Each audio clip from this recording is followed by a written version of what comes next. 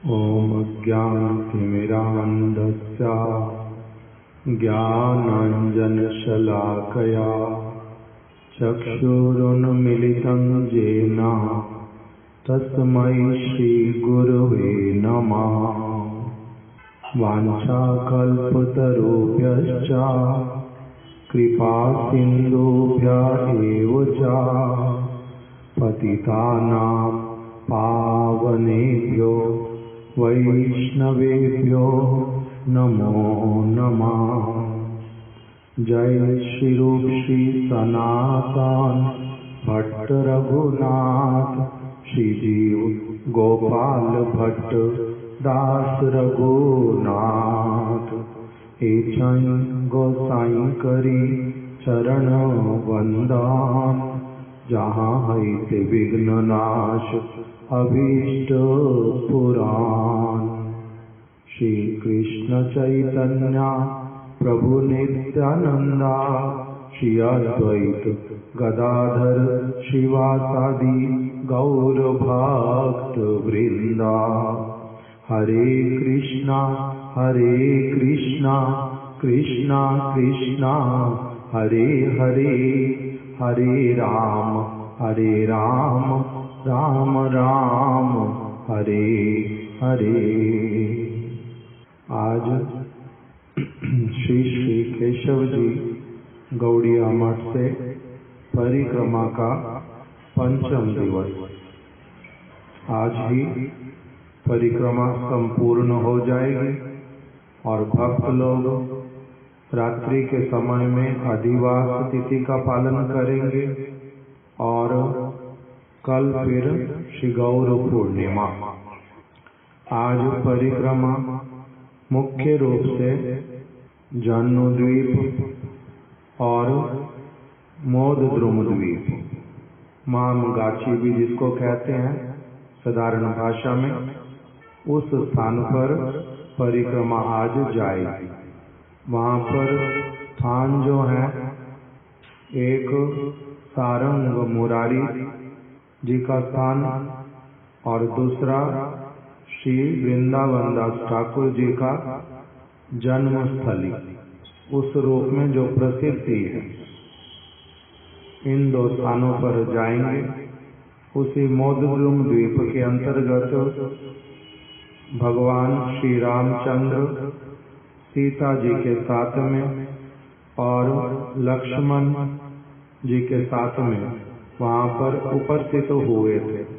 ये वाला प्रसंग भी नवद्वीप धाम जो परिक्रमा वाला ग्रंथ महात्म्य उसमें आता है। श्रील गुरुदेव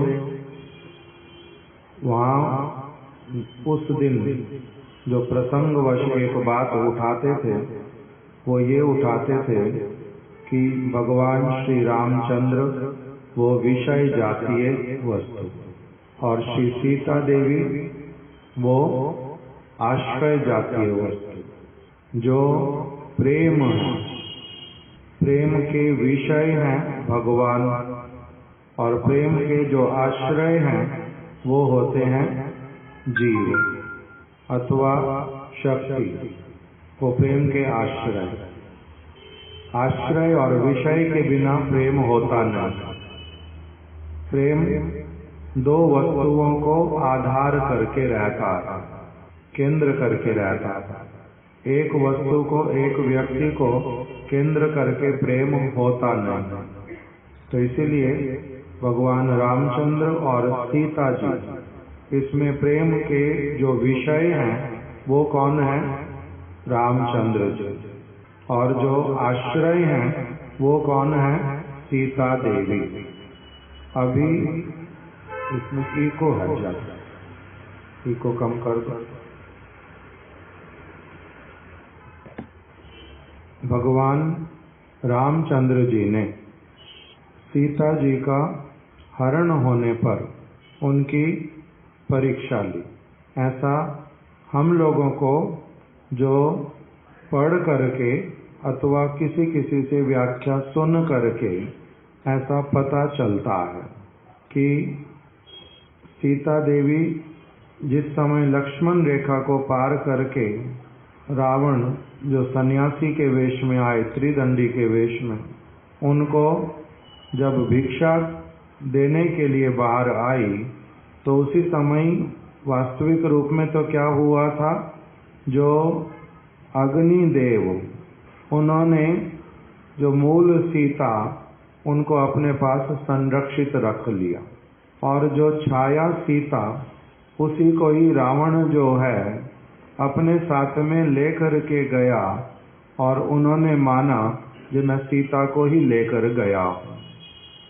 और फिर जिस समय सीता देवी भगवान रामचंद्र जी के द्वारा रावण से युद्ध करने के पश्चात, रावण के वध के पश्चात, सीता देवी को भगवान रामचंद्र जी ने क्या कराया, अग्नि परीक्षा।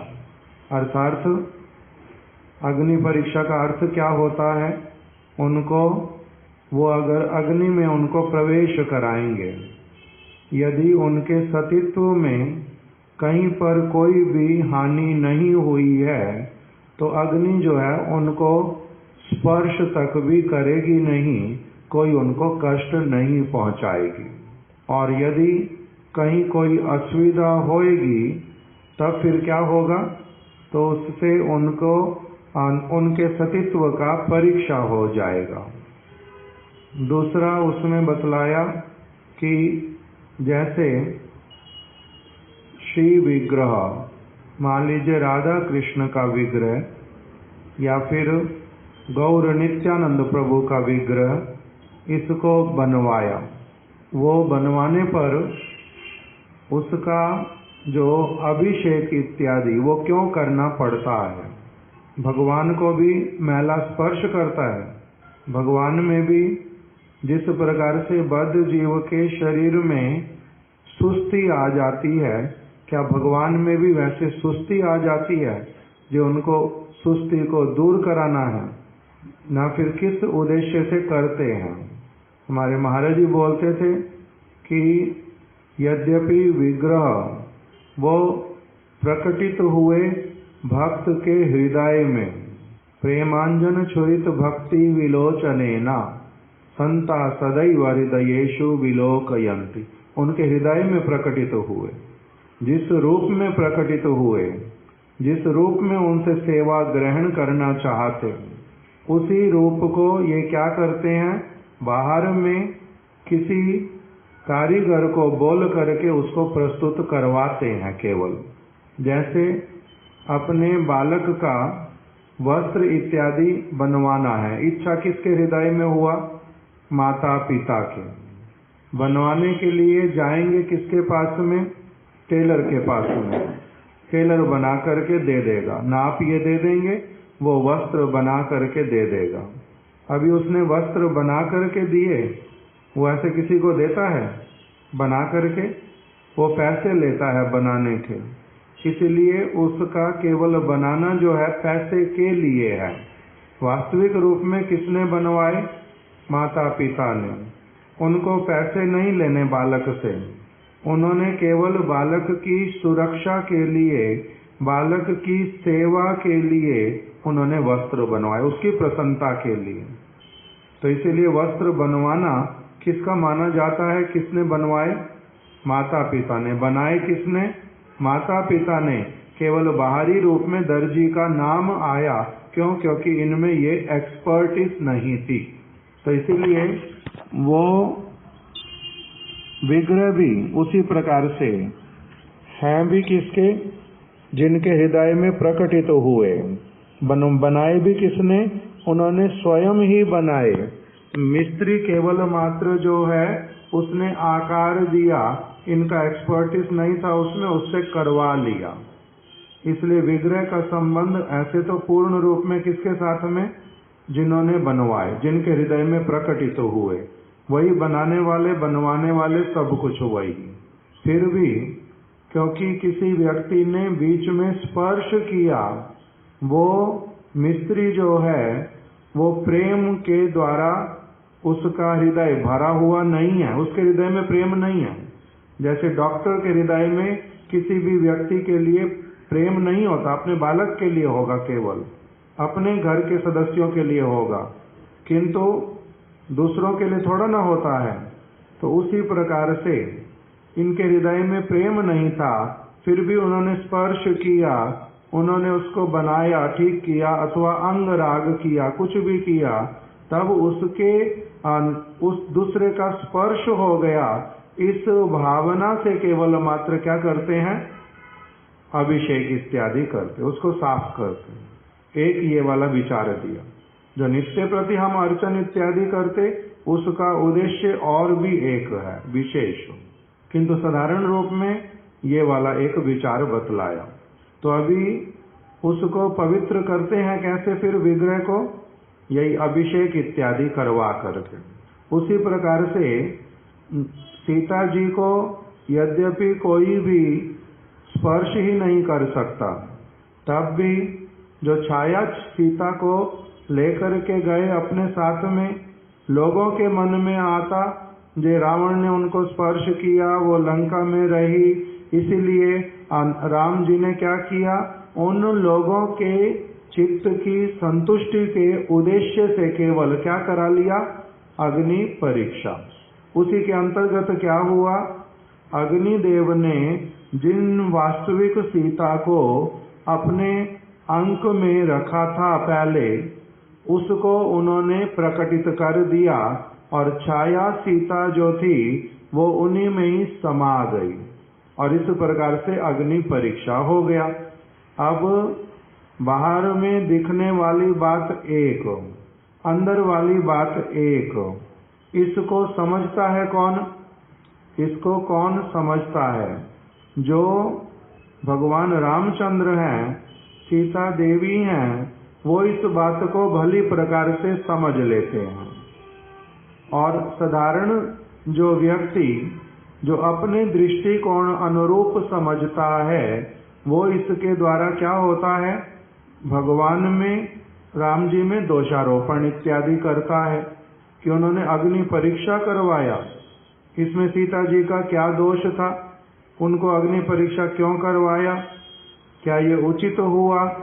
किंतु ये सीता जी के मन में नहीं आती बात, ये बात सीता जी के मन में नहीं आती।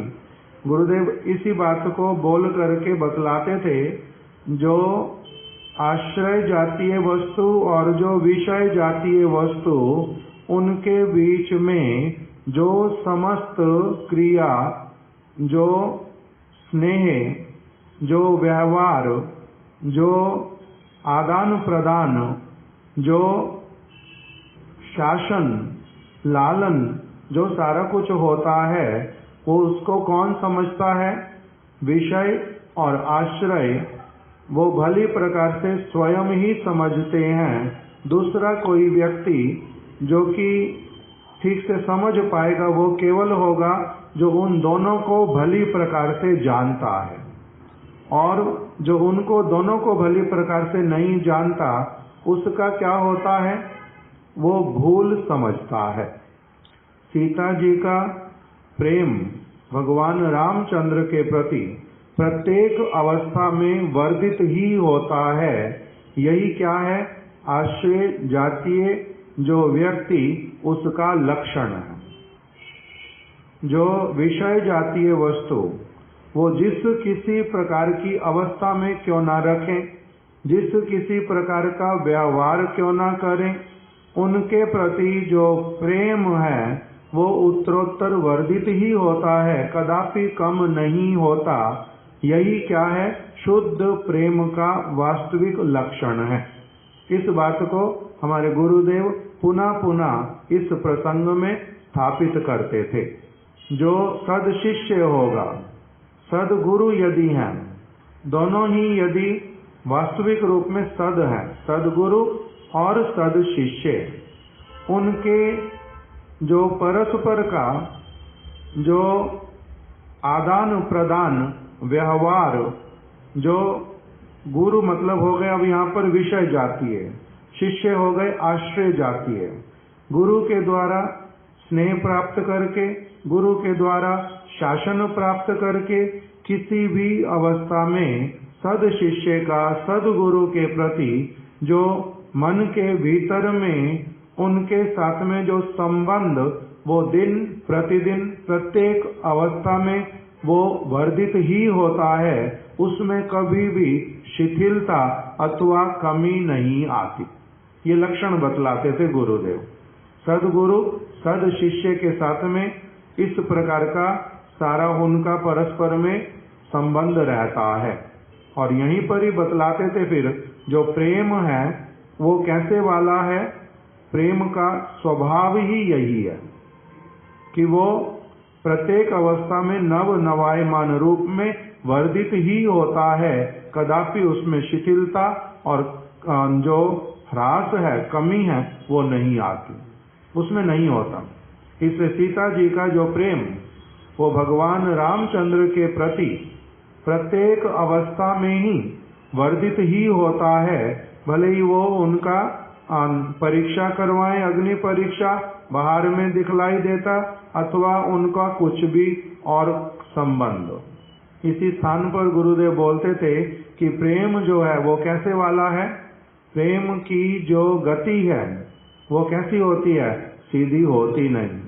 प्रेम की जो गति है वो कैसी वाली होती है, टेढ़ी मेढ़ी, ऊपर नीचे। उसका किसी को भी पता नहीं चलता ये भीतर में क्या है। हमारे महाराज जी उदाहरण देते थे कि एक बालक माता की गोदी में कोई ऐसा काम कर बैठा, बिल्कुल छोटा है, कोई ऐसा काम कर बैठा, माता जानती है ये छोटा है, दोष करता है, किंतु तब भी कभी कभी परिस्थितिवश उसी बालक को मारने लगती है।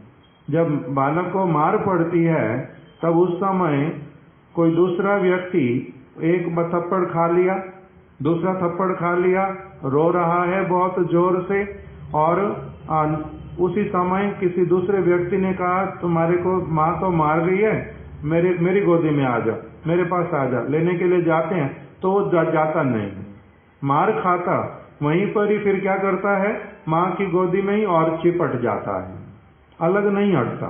तो अभी मार पड़ रही है तो वहां से अलग हटना चाहिए, तो वहां से अलग हटता नहीं और उल्टा अधिक माता को जोर से पकड़ करके वहीं पर ही रहता है, और थप्पड़ पड़ रहा तब भी, और थप्पड़ पड़ रहा तब भी, दूसरे के पास जाता नहीं।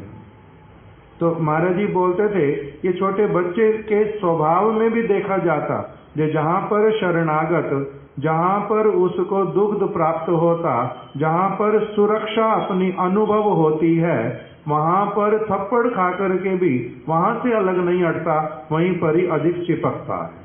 तो ये जो वास्तविक प्रेम, उसका छोटा सा रिफ्लेक्शन इस जगत में बालक के स्वभाव में माता के साथ में देखा जाता है। इसी प्रकार से सीता देवी का आश्रय जातीय होने के कारण भगवान राम परम मंगलमय हैं, वो सदैव मेरे प्रति करुणामय हैं। उनका कभी किसी द्वेषी के साथ में भी द्वेष होता नहीं, वो कभी किसी भी प्राणी को रत्ती भर भी कष्ट दे ही नहीं सकते। और फिर जो मैं उनकी अर्धांगिनी, उनको पूर्ण समर्पित, उनके प्रति मेरा अथाह स्नेह, मेरे को किसी परीक्षा में, मेरे को किसी कष्ट वाली अवस्था में बिना किसी कारण के डालेंगे, ऐसा नहीं। मेरे ही मंगल के लिए, मेरी ही महिमा को वर्धित करने के लिए, मेरी ही पवित्रता को जगतवासियों को दिखलाने के लिए वो इस प्रकार से कर रहे हैं, ये उनके मन के भीतर में विचार आता है, ना कि जो जगतवासियों के मन में आता विचार वो वाला। भाई मेरी परीक्षा क्यों करा रहे हैं, मेरे को क्या अपवित्र समझा हुआ है, मैं क्या असती हूँ, अगर इस प्रकार का ही बात है तो मेरा भी इनसे क्या संबंध, मैं भी इनके ऊपर संशय कर सकता। ये कोई भी विचार उस प्रकार का उनके मन में नहीं आता। इसी प्रकार से सदगुरु सद शिष्य का यदि एक बार गुरुदेव बोलते थे ठोक पीट करके यदि ये विचार आ गया कि मेरे गुरु पाद पद्म जो हैं ये परम मेरे बांधव, परम हितकारी, जगत के बंधु हैं, ये भगवान के परम भक्त हैं, तब उसके बाद में उनके किसी भी व्यवहार से, किसी भी शासन से, किसी भी वस्तु से सद शिष्य को कोई असुविधा होएगी नहीं, कदापि। उसका उनके प्रति जो भावना, उनके सेवा के प्रति जो उसकी चेष्टा, वो दिन प्रतिदिन वर्धित होएगी, कदापि कम नहीं होएगी। इस विषय को भली प्रकार से गुरुदेव राम, सीता, सदगुरु, सद शिष्य, विषय जातीय वस्तु, आश्रय जातीय वस्तु, उनका किस प्रकार का संबंध और क्या क्या उसके बीच में होता है, उसके बीच में साधारण व्यक्ति को पढ़ना ही नहीं चाहिए। अरे तुमने देखा तुम्हारे गुरुदेव तुम्हें क्या कह रहे थे, तुम पागल हो, तुम्हारा अंधा विश्वास हो गया है, तुम ऐसे देख रहे। इस प्रकार का जो सारा किसी दूसरे का कहना जो होता है, सद शिष्य उसके बीच में नहीं पड़ता, उसका अलग स्थिति होता है। इस सारी बात को गुरुदेव राम सीता के प्रसंग से उठाते थे। वास्तविक प्रेम कहते किसको? गुरुदेव प्रेम की व्याख्या में जाते थे इस प्रसंग को लेकर के पूरी तरह से, कि प्रेम की व्याख्या कैसी है। जहाँ पर ब्रज के प्रेम की बात फिर बतलाते थे कि देखो, जो श्रीमती राधिका, अन्य ब्रज की गोपियां, वो क्या कहती हैं कृष्ण को कि आप दर्शन दो, दर्शन मत दो, आलिंगन करो, अपने पैरों के नीचे रौंद दो, जो भी आप क्यों नहीं करो, आप कौन है? सदैव हमारे प्रभु हैं। इस प्रकार का जो ब्रज का प्रेम, उसमें आप नागनी आपन दुख, सबे वांची तार सुख मोर तात्पर्य। नागनी आपन दुख, हमें दुख होता है बहुत अधिक, हमारे पास आते नहीं, हमारे से वार्तालाप नहीं करते, अपना कोई संदेश जो है प्रेममय वो नहीं भेजते, कोई उपहार कभी दिया नहीं। नागनी आपन दुख, हम उनके विरह में कातर होती हैं, ये वाला भी हमने अब सोचना जो है वो बंद कर दिया। इसमें तो प्रेम कहीं पर शिथिल हो रहा है। इसीलिए पहले तो हम बोलती थी हमारे विरह को शमित कर दो कम से कम, अब किंतु क्या कहती हैं? जे नहीं, हमारे विरह में हमें दग्ध होने दो, यदि आप उसमें सुखी तो आपका सुख ही हम वांछा करती हैं। इस प्रकार का जो प्रेम का परिपाटी, वो अलग प्रकार का। इसलिए विषय जातीय वस्तु, आश्रय जातीय वस्तु, आश्रय जातीय वस्तु का सदैव सीता जी वाला जो विचार वो रहेगा, ये गुरुदेव हमारे को बतलाते थे। दूसरा, वहाँ पर मुख्य जो स्थान है वो किसका है? श्रीला वृंदावन दास ठाकुर जी का। श्रीला प्रभुपाद जी ने जिस प्रकार से अपने इंट्रोडक्शन में उनके विषय में लिखा, उस स्थान के विषय में, उस वहाँ पर क्या कह दिया कि हम लोग इसको थोड़ा सा पढ़ लेते, उसी में ही प्रभुपाद जी की भाषा में उस स्थान का महात्म्य वृंदावन दास ठाकुर जी का कुछ कुछ आ जाएगा। वर्धमान जिले के पूर्व अंश में मामगाछी नाम का एक प्राचीन स्थान है, अभी भी उसी नाम से प्रसिद्ध है। और भक्ति रत्नाकर ग्रंथ में और जो पुराने लोगों के मुख से जो सुना जाता वो ये है कि उस स्थान का नाम मोदद्रुम द्वीप है। एक और है मोद्रुम द्वीप, ना यही तो मोदद्रुम द्वीप, और दूसरा स्थान है गोद्रुम द्वीप। गोद्रुम हमने सुना था, गो मतलब गैया, सुरभि, द्रुम मतलब वृक्ष, जहाँ पर सुरभि गाय वृक्ष के नीचे वास करती थी, जहाँ पर शिला भक्ति विनोद ठाकुर जी ने अपना स्वानंद सुखद कुंज जो है निर्माण किया, उसका नाम गोद्रुम द्वीप, और इसका नाम मोदद्रुम द्वीप, शास्त्रीय भाषा में मोदद्रुम द्वीप। यहीं पर ही निकट में भागीरथी जो है वो प्रवाहित होती हैं। और उसी ग्राम में शिला ठाकुर वृंदावन दास ने जिन गौर नित्यानंद प्रभु के विग्रहों का सेवा किया था, वही विग्रह अभी तक भी वहीं पर ही वो उनकी नित्य पूजा होती है मामगाछी में। कथित है जे ठाकुर वृंदावन ये ग्रामे जन्म ग्रहण करें। कथित है जे, इसका अर्थ क्या होता है कि 100% प्रामाणिक रूप में ये बात नहीं पता चलती, किंतु प्राचीन लोगों से यही सुना जाता है कि वृंदावन दास ठाकुर का जन्म जो है वो मामगाछी में हुआ था। आज भी वृंदावन दास ठाकुर के बाल्यकाल की विचरण भूमि के रूप में कह करके ठाकुर महाशय बाड़ीटी निर्दिष्ट है। तो प्रभुपाद जी कह रहे हैं कि आज भी जो प्राचीन लोग कहते हैं कि यहीं पर ही उनका जन्म हुआ था, वही जो है, इसीलिए वहां पर एक स्थान भी वो लोग निर्दिष्ट करके बतलाते हैं जो इस स्थान पर वृंदावन दास ठाकुर जी का विचरण भूमि है। बाल्य अवस्था में उन्होंने यहाँ सब लीला किया है, किंतु ये कथित होता है, प्रामाणिक नहीं है, इसलिए अपने वचनों में प्रभुपाद जी ने वैसा लिख दिया। किंतु जो गौर नित्यानंद प्रभु के विग्रह हैं वो अवश्य ही वृंदावन दास ठाकुर जी के द्वारा सेवित हैं, ये वाला गारंटेड वचन दे दिया।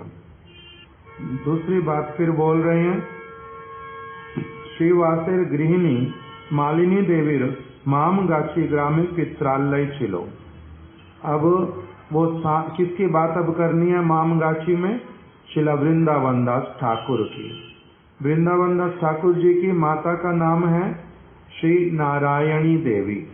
वो श्रीवास पंडित जी की भतीजी हैं। श्रीवास पंडित पंच तत्व में एक, श्री कृष्ण चैतन्य, प्रभु नित्यानंद, श्री अद्वैत गदाधर, श्रीवास आदि गौर भक्त वृंद। इसमें जो श्रीवास पंडित जो नाम आया, श्रीवास जी, उनका स्थान कहाँ पर है? श्रीधाम मायापुर में। वो पंच तत्व में से एक हैं। उनकी जो धर्म पत्नी, उनकी जो अर्धांगिनी है, उनका नाम है मालिनी देवी। अब 3 नाम एक साथ में बतला रहे हैं, श्रीवास पंडित, मालिनी देवी और नारायणी। फिर वृंदावन दास ठाकुर, 4 नाम आ गए। संबंध समझ आ गया। श्रीवास पंडित और मालिनी देवी, ये दोनों कौन है? महाप्रभु के परिकर और पति पत्नी। साथ ही साथ में नित्यानंद प्रभु, महाप्रभु, इन दोनों को अपने माता पिता के रूप में मानते हैं, श्रीवास पंडित और मालिनी देवी को।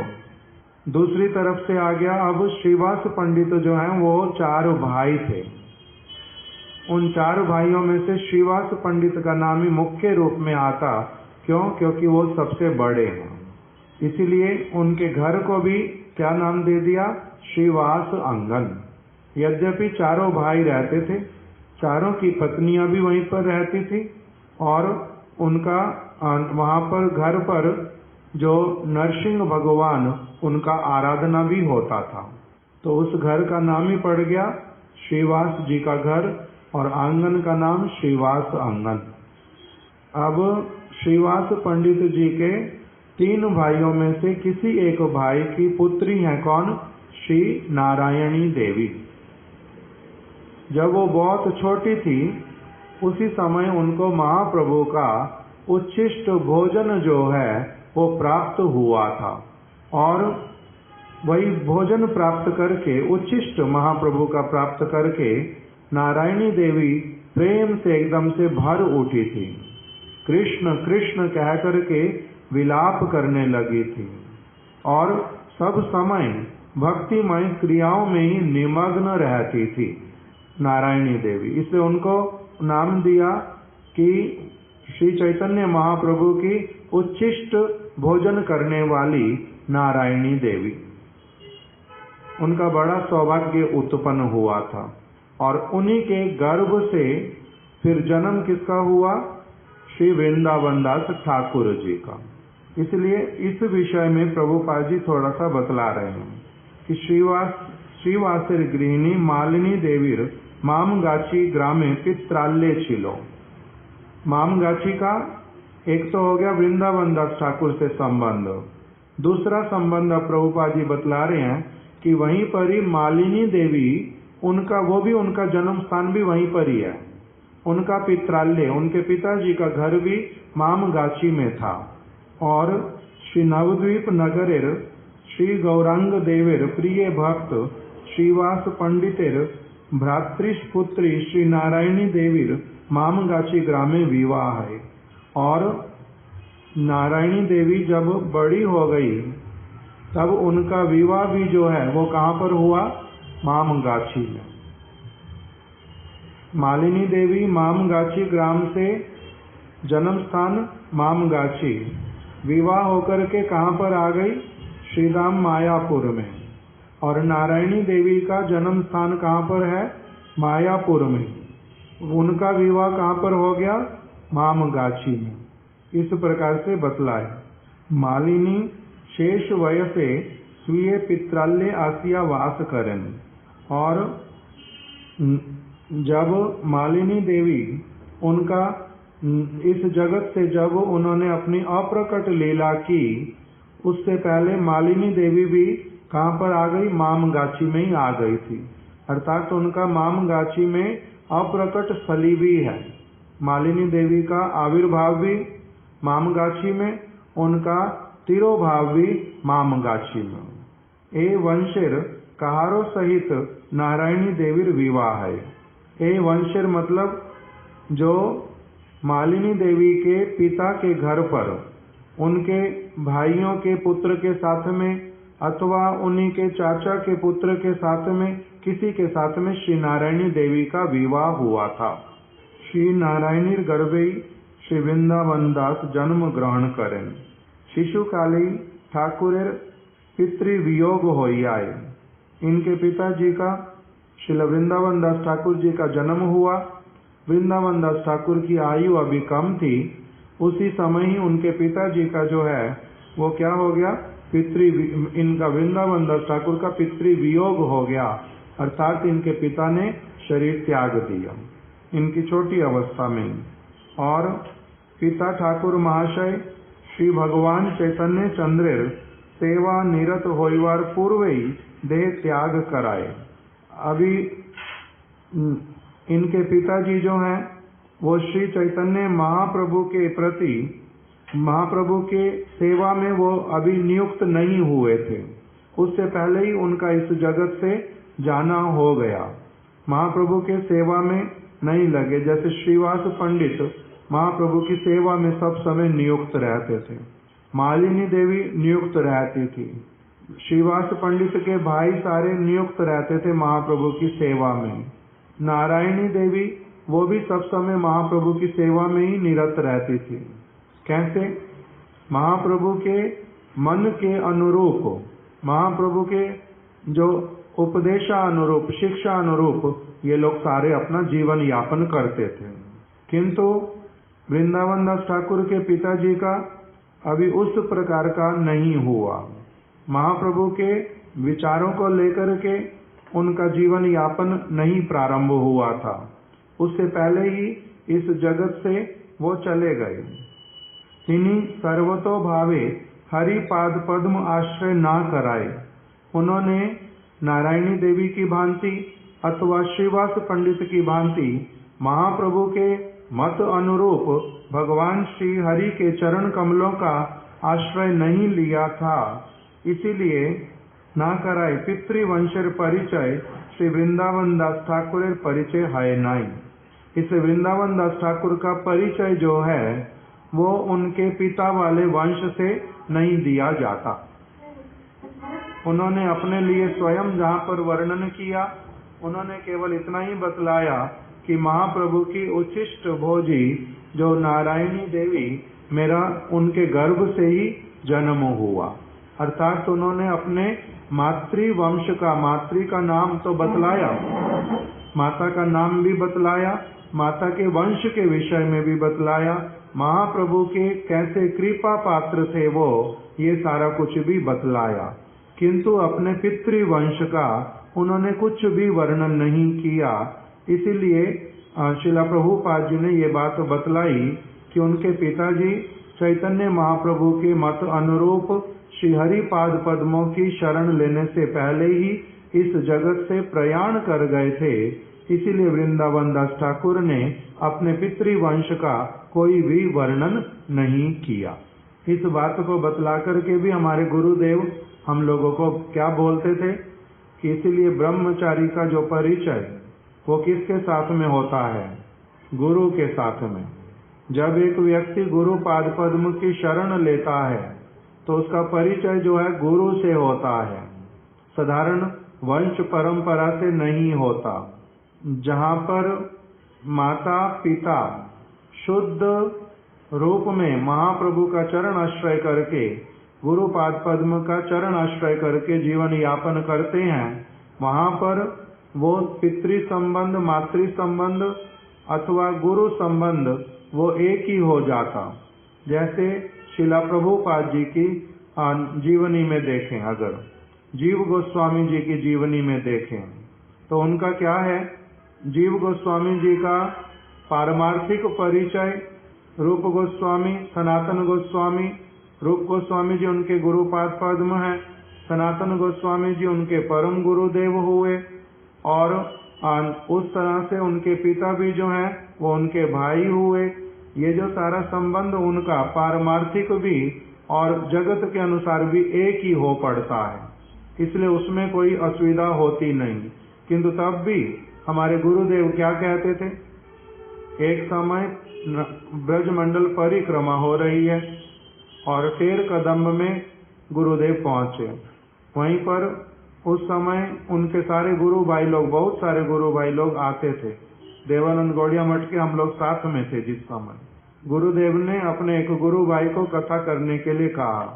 उन्होंने कथा की, जिन्होंने कथा किया उन्होंने कथा करते करते बोला कि एक दिन सनातन गोस्वामी, रूप गोस्वामी यहीं पर बैठ करके वो लोग कथा कीर्तन कर रहे थे, भगवान का वार्तालाप, और बीच में रूप गोस्वामी जी के मन में आया कि हमारे दादा ऐसे थे, मेरे जो है बड़े भाई आए हैं, मैं इनको कुछ खिलाऊंगा भी नहीं, ये तो बड़ी गलत बात होगी।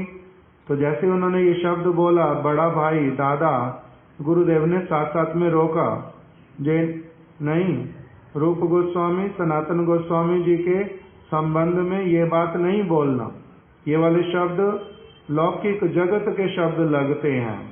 उनका संबंध जो है वो बहुत विशेष पारमार्थिक जगत में भी जो संबंध होते उसका भी कंडेंस फॉर्म है। तो उनके लिए भाई इत्यादि शब्द ये सब व्यवहार नहीं करना, ये वाला गुरुदेव ने वहां पर बोला था, मैंने सुना था अपने कान से।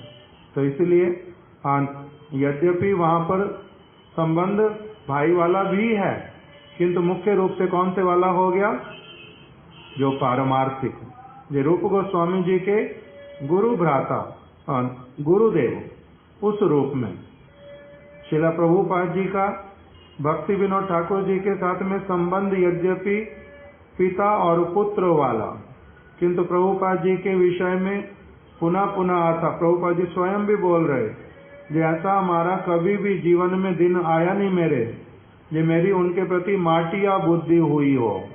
माटिया बुद्धि मतलब कि जैसे जगत में एक पुत्र की अपने पिता के प्रति होती है, वैसे वाली हमारी बुद्धि कभी उनके प्रति नहीं हुई कि घर में पिता की बात को कभी कुछ मान लूंगा, कभी नहीं मानूंगा, कभी मैं रूठ जाऊंगा, कभी उनके ऊपर नाराज होऊंगा।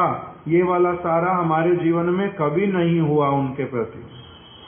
उनके प्रति सदैव कौन सा भावना रहा कि ये राधा माधव जी के निज जन हैं, गौरांग महाप्रभु के परम भक्त हैं, मेरे ये गुरु पाद पद्म है।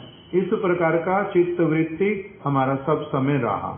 तो इसीलिए जो ये परिचय, यही परिचय क्या है? वास्तविक परिचय। फिर गुरुदेव उदाहरण देते थे लव और कुश का। लव और कुश जो है, उन्होंने भगवान राम जी का जो यज्ञ वाला घोड़ा वो उन्होंने पकड़ लिया था, और फिर लक्ष्मण जो है वहां पर आए थे। लक्ष्मण जी ने उनको जब देखा, दो बालक, इन्होंने घोड़े को पकड़ रखा, छोटे से बालक, इनसे वार्तालाप किया, जो तुम लोग जानते हो तो कि घोड़े को पकड़ने का अर्थ क्या होता है? ये वाला घोड़ा, ये यज्ञ घोड़ा है, इसके ऊपर लिखा हुआ, यदि इसको, हाँ हमने पढ़ लिया, पढ़ करके ही पकड़ा है, समझ करके पकड़ा तो समझ के पकड़ा है। इसके लिए क्या करना पड़ेगा? हो सकता है जो युद्ध करना पड़े, करेंगे, प्रस्तुतिकरण है हमारा। तब लक्ष्मण जी ने जब सारा कुछ ये पूछ लिया, तब उसके बाद में फिर उनसे पूछा कि आपका अपने माता पिता का नाम बताओ। तो उसी समय लव और कुश ने क्या कहा? ये आप हमारे से बहुत बड़े, आप बहुत ज्ञानी, किंतु आपने जो बात पूछी ये सुन करके हमें अच्छा लगा नहीं। हमारे वेश को देख करके, ब्रह्मचारी वेश हमारा, और फिर आपने पूछा हमारे माता पिता का परिचय। ब्रह्मचारी से गुरु का परिचय पूछते हैं, इसलिए आपने जो भूल किया आप उसको सुधार लें कृपा करके। हम किनके आश्रम में रहते थे? वो वाल्मीकि जी के। हम वाल्मीकि जी के आश्रित, हम उनके आश्रम में रहने वाले। ये हमारा परिचय है, नाम हमारा लव और कुश, ये उन्होंने बतलाया।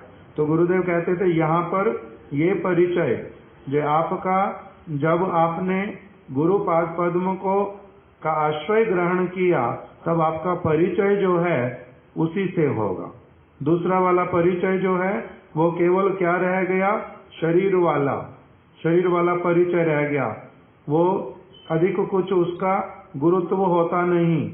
गुरु पाद पद्म का आश्रय करने से एक व्यक्ति जो है उसका नया जन्म हो जाता, उसका गोत्र परिवर्तित हो जाता, उसके लिए सारे लौकिक नियम जो हैं वो सारे बदल जाते, उसका वो रहता नहीं फिर सारा कुछ, उसका सब कुछ अलग हो जाता, उसके लिए जो कर्तव्य वो भी अलग हो जाते हैं।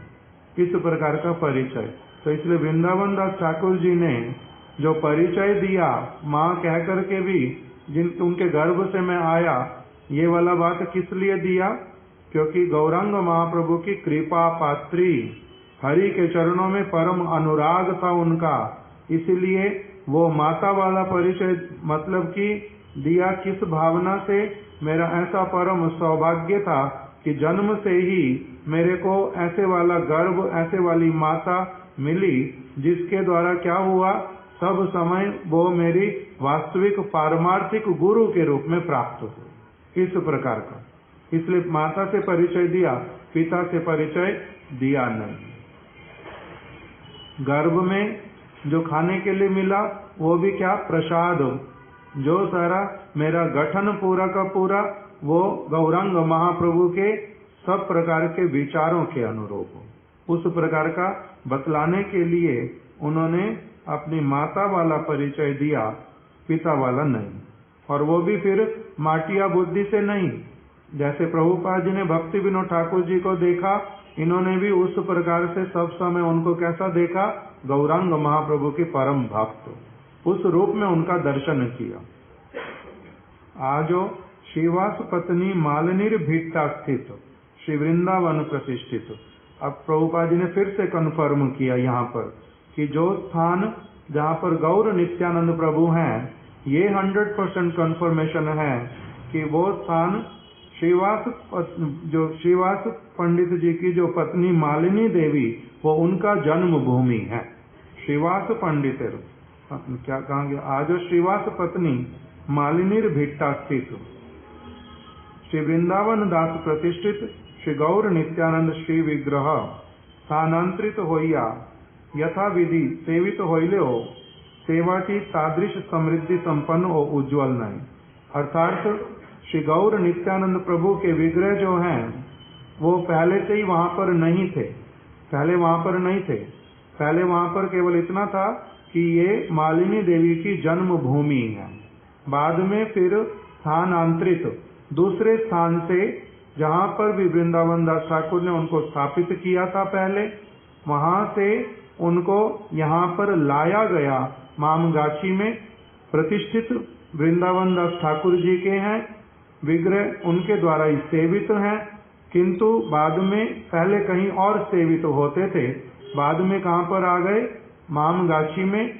और श्रीवास ठाकुर की जो पत्नी मालिनी देवी, उनकी जन्म भूमि पर ही आकर के वहां पर वो सेवित होने लगे। अब प्रभुपाद जी इस विषय को थोड़ा सा और बतला रहे हैं कि श्री वृंदावन दास ठाकुर महाशय अनेक समय देनुड़ई छिलन, एक और स्थान है जिसका नाम है देनुड़। हमारी जो नवद्वीप धाम परिक्रमा वाला ग्रंथ है उसके अंतर्गत इस देनुड़ नामक स्थान का वर्णन आता है। वहाँ का जो चित्र इत्यादि है वो भी दिया हुआ कि कहाँ पर वृंदावन दास ठाकुर रहते थे। वो स्थान पर अभी भी सेवा होती है, वहाँ पर भी भक्त लोग दर्शन के लिए जाते हैं देनुड़ में। हमारी वैजयंती माला दीदी ना तो शांति दीदी, इन लोगों में से कोई गया था सब जगह के फोटो लेने के लिए और फिर ग्रंथ में दिया गया था इंग्लिश वाले में, इंग्लिश नवद्वीप धाम परिक्रमा। तो इसलिए वृंदावन दास ठाकुर महाशय जो अनेक समय कहाँ पर रहते थे, देनुड़ में रहते थे। श्री ठाकुर महाशय संसार परिग्रहेर कोनो कथा हमरा सुनिते पाई नहीं। श्रीला वृंदावन दास ठाकुर ने विवाह किया था, संतान इत्यादि थी, इस विषय में कभी कुछ भी प्रभुपाद जी कह रहे हमने सुना नहीं, हमें कभी कुछ नहीं सुना।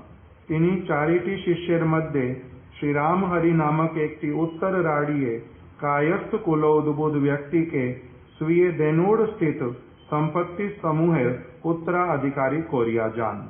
और उन्होंने जो उनके 4 शिष्य थे श्री वृंदावन दास ठाकुर जी।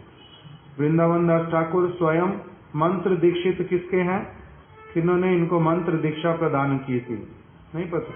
श्री नित्यानंद प्रभु, ये नित्यानंद प्रभु के अंतिम शिष्य जिनको नित्यानंद प्रभु ने मंत्र दीक्षा प्रदान किया।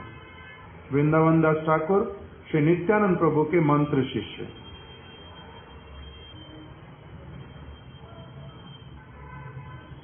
और आगे फिर इनके 4 शिष्य थे, उसमें से एक जो शिष्य उनके श्री राम हरि, उनको ही इन्होंने क्या किया था, वो गृहस्थ व्यक्ति थे, उनको ही इन्होंने अपने देनुड़ वाला स्थान गौर नित्यानंद प्रभु की सेवा इत्यादि सब प्रदान की थी।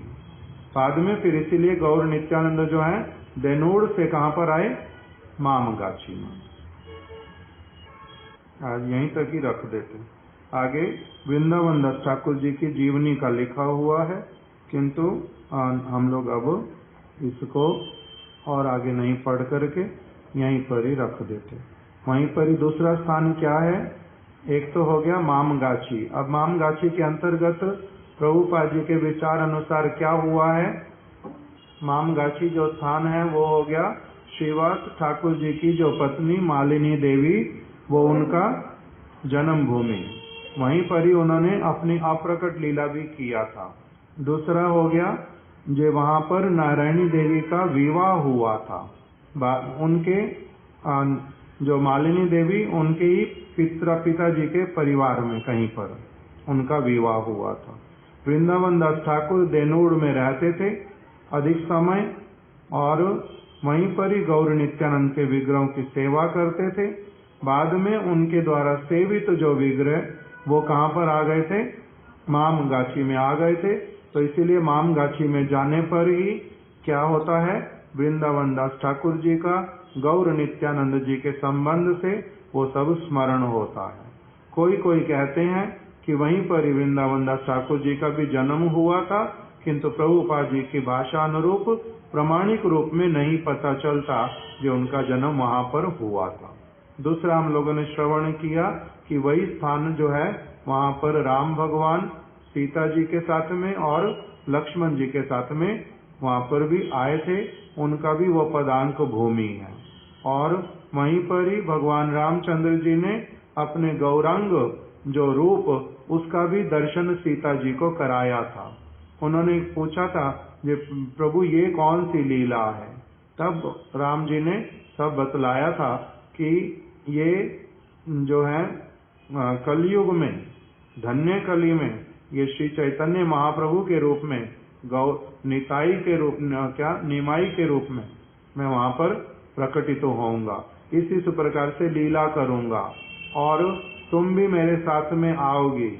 और तुम्हारा उस समय क्या होगा, अभी मैंने क्या करना इस लीला में, राम लीला में, मैं तुम्हारे विरह में क्रंदन करूंगा, सीते सीते सीते सीते पुकारूंगा। और गौर लीला में क्या होगा, तुम मेरे विरह में कातर होकर के पुकारोगी, तुम्हारा नाम होगा विष्णु प्रिया। इस प्रकार से वहां पर सारा प्रसंग जो है हुआ था। ये सारा लीला भूमि।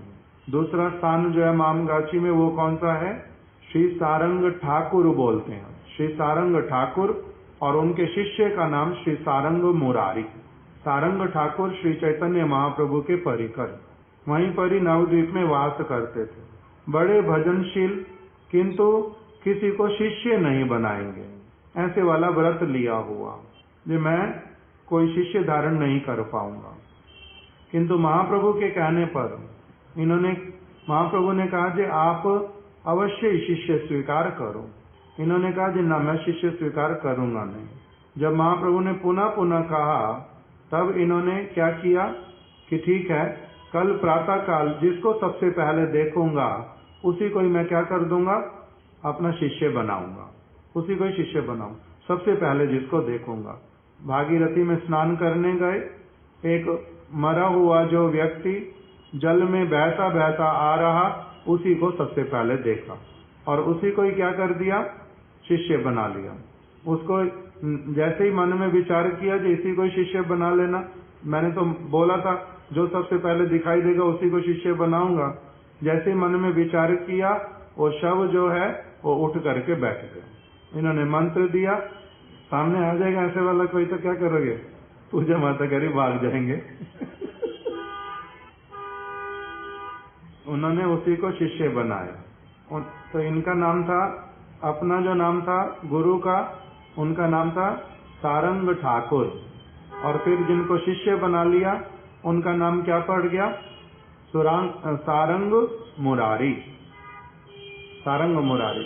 उनके माता पिता जैसे ही सुना, जब उन्होंने तो गंगा में बहा दिया था। गंगा में किसको बहाते, जिसका आयु छोटा, उसको दाह संस्कार नहीं करके जल में समाधि दे देते, जल में बहा देते। तो इसे जल में बहा दिया। वो माता पिता को जब पता चला हमारा बालक जो है जीवित हो गया किसी महात्मा के संग से, कृपा से, तो वो अपने बालक को लेने के लिए आए। तो सारंग मुरारी ने बोला कि अब मैं आपका बालक नहीं हूँ, मैं तो मर चुका था, आपने तो मुझे बहा दिया था, अब तो इन्होंने मेरे को पुनर्जन्म दिया है, इसलिए मैं तो इनके पास में ही रहूंगा और मैं कहीं अभी जाऊंगा नहीं। तो इस प्रकार से उनका जो एक शिष्य है, उनका नाम सारंग मुरारी, उसी के नाम से वो स्थान का नाम पड़ गया सारंग मुरारी पाट, अर्थात सारंग मुरारी जी का स्थान। वहां पर बहुत सारे विग्रह हैं, गौर नित्यानंद प्रभु इत्यादि के, राधा कृष्ण के। भक्त लोग उनका दर्शन करते हैं, उस स्थान पर जाते हैं। ये महाप्रभु के परिकरों का स्थान। इस प्रकार से आज का ये परिक्रमा का थोड़ा थोड़ा प्रसंग, श्री नवद्वीप धाम परिक्रमा की जाए, नवद्वीप धाम परिक्रमाकारी भक्त वृंद की जाए, श्रील गुरुदेव की जाए। गौर प्रेमानंदे, हरि हरि बोल, हरि हरि बोल।